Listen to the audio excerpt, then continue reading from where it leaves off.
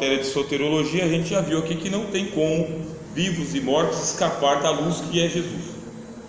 Só que a gente não pode ficar dando ênfase à perdição, matéria de soterologia.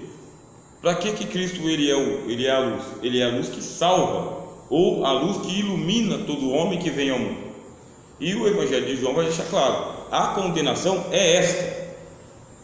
A luz veio ao mundo, iluminou todo homem que veio ao mundo. O que fizeram os homens, mesmo diante da luz verdadeira? Amaram mais as trevas do que a luz, porque as suas obras eram más. Mas a condenação é esta: a pessoa tem que rejeitar a luz, precisa rejeitar, tem que rejeitar a luz. O Evangelho, a gente lê aqui, o Evangelho esvazia a conta do pecado humano e estabelece Jesus como caminho, verdade e vida. Todo homem deve passar por ele. Contudo, tem gente que ama mais as trevas do que a luz, porque as suas obras são más. Isso aqui é um mistério do Evangelho.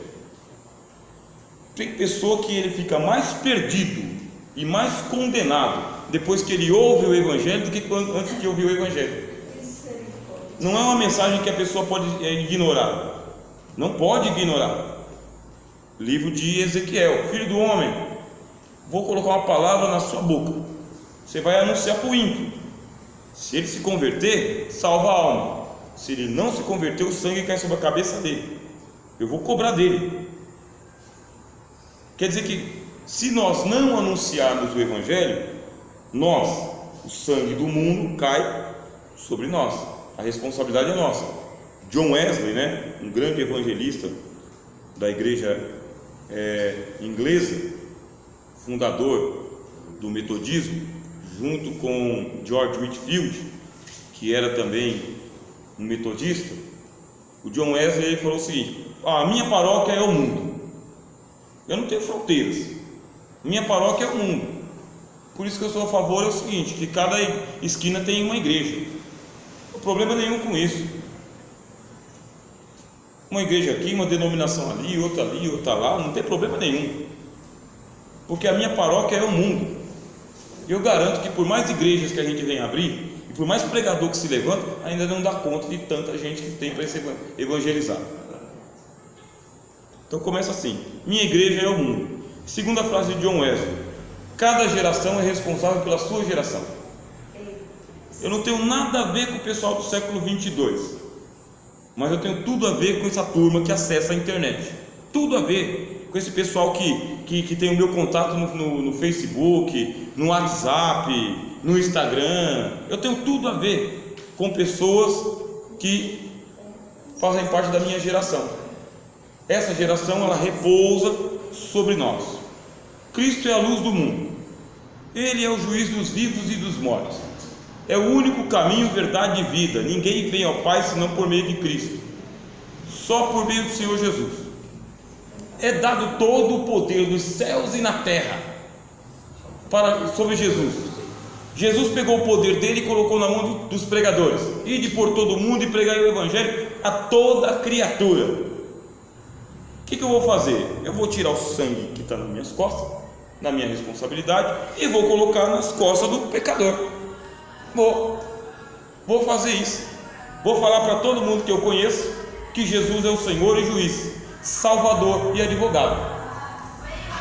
Porque a pessoa vai ter que dar uma resposta, se ela crê ou se ela não crê. Ela tem que dar uma resposta para a luz. E a única luz que Jesus colocou no mundo agora somos nós. Vós sois a luz do mundo. Não acendo lâmpadas para poder iluminar debaixo da cama, acendo lâmpadas para que toda a casa tenha iluminação. Vós sois a luz do mundo.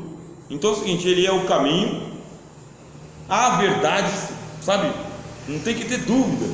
Ele é a verdade, Ele não é uma verdade. E Ele é a vida, Ele não é uma vida. Aí a luz vem ao mundo, ilumina todo homem que vem. Como? Pela loucura da pregação. Disse o apóstolo Paulo escrevendo aos Coríntios: aprove a Deus salvar o mundo pela loucura da pregação. Não salva pelo teatro, não salva pela novela, não salva pelo filme do Mel Gibson. Como que salva? Pela loucura da pregação, do pregador. Pregador igual você e eu, de carne e osso, comedor de arroz e feijão, que fica doente e que precisa pagar as dívidas, trabalhando de sol a sol. Você cansado, cheio de problema, vai lá e prega o Evangelho. Tem que ser homem a homem, pessoa a pessoa. Aí o que acontece? Aprova Deus salvar o mundo pela loucura da pregação, porque no Evangelho se descobre a justiça de Deus de fé em fé. É assim que Deus quer salvar o mundo, com gente pregando o Evangelho, iluminando todo mundo. Você tem que fazer a pessoa ouvir você, ela tem que te ouvir. As pessoas têm que ouvir você pregando, tem que ouvir, tem que ver você na praça, sabe? Tem que ver você no canal de televisão, tem que ver você no canal do YouTube, tem que ver você pregando o Evangelho. Aí é o seguinte, ou ela bendiz ou ela maldiz. Aqui ó, os homens têm que amar as trevas mais do que a luz, porque a luz vem forte.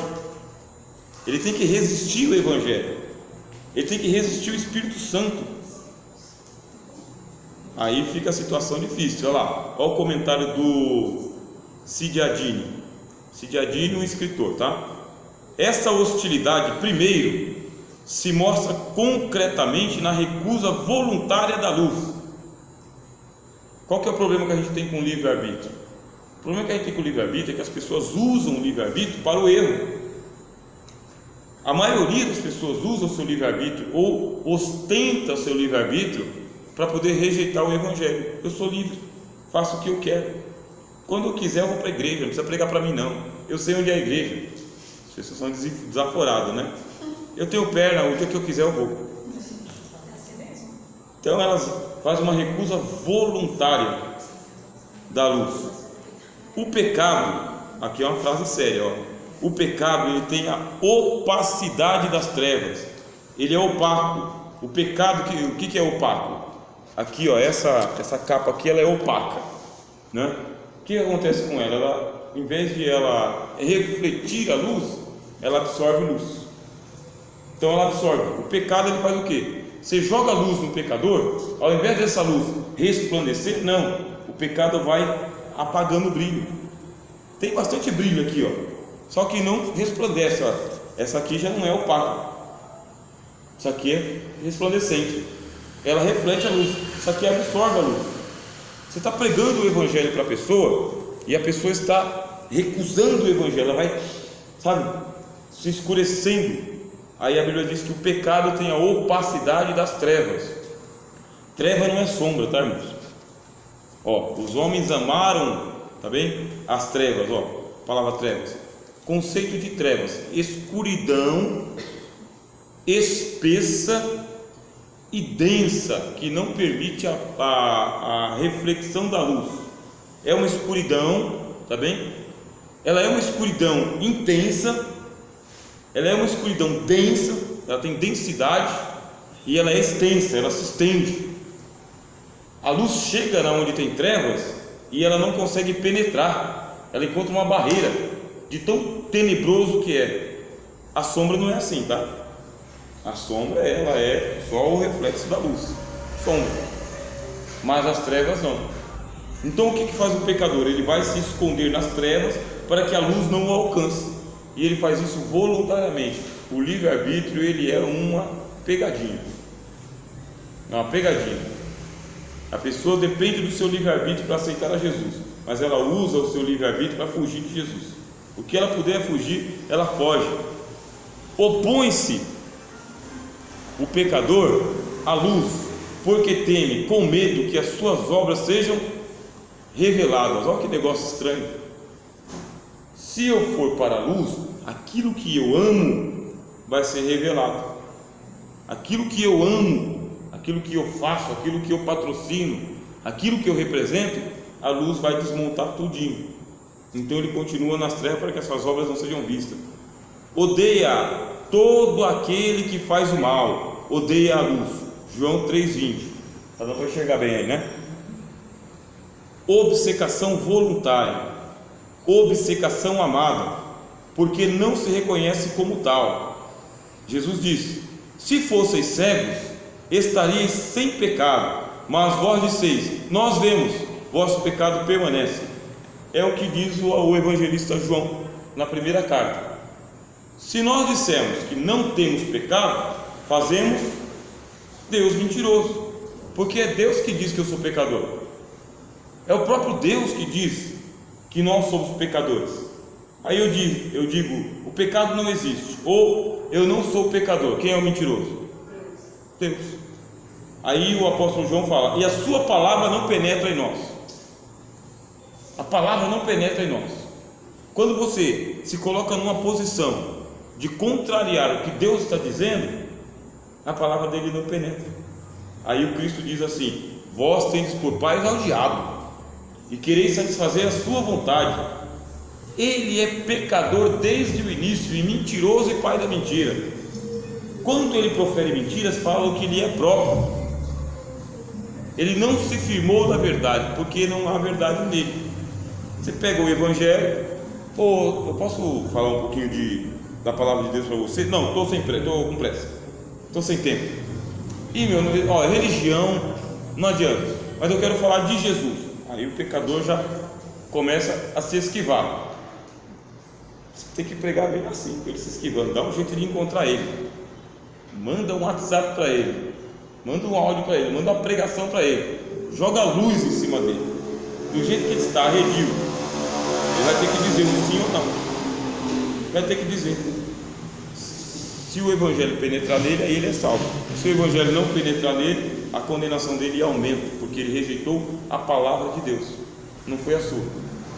Rejeitou o testemunho que Deus deu de seu Filho Jesus, porque todas as vezes que você fala de Jesus, Deus dá o sim e envia o Espírito Santo.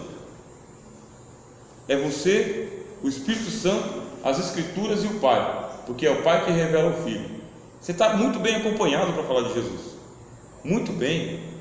As nações se embraveceram, os reinos se moveram, ele levantou a sua voz e a terra se derreteu. O Senhor dos exércitos está conosco, o Deus de Jacó é o nosso refúgio e fortaleza, pelo que não temeremos. Esse é o evangelho que a gente tem que pregar. O Deus de Jacó está conosco, a terra